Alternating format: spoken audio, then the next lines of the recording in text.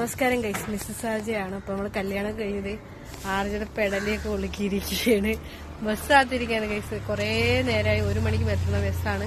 1:15 വന്നിട്ടില്ല. അപ്പൊ നമ്മള് വെയിറ്റ് ചെയ്തിരിക്കുകയാണ്. 1:17 ഇപ്പൊ. എന്തായാലും നോക്കാം. അപ്പൊ ഗൈസ്, ഇന്ന് വൈകിട്ട് നമ്മൾ ലൈവ് വരുന്നതാണ് രാത്രി 8 മണിക്ക്. അപ്പൊ എല്ലാരും കയറണം, സപ്പോർട്ട് ചെയ്യണം.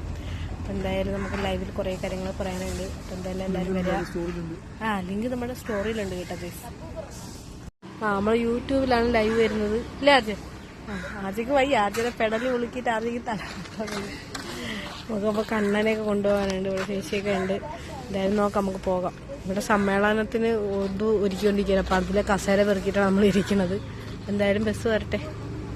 നമ്മൾ ബസ് വിട്ടിറങ്ങി ഫസ്റ്റ് ചേച്ചി വീട്ടിൽ നിന്ന് കുറച്ച് വെള്ളം കുടിക്കുന്നതിന് ശേഷം വീട്ടിൽ പോകാം എന്ന് വിചാരിക്കുന്നു. വെള്ളം തയ്ക്കുന്നില്ല, വെയിലുണ്ട്.